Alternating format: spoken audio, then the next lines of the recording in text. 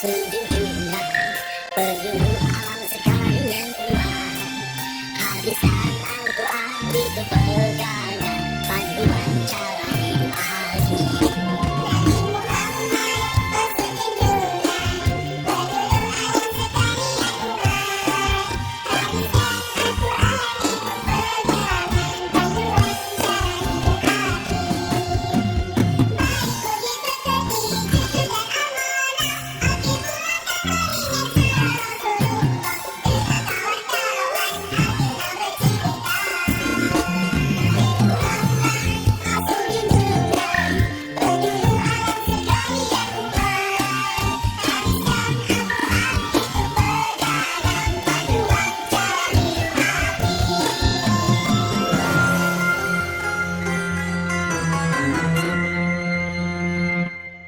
dan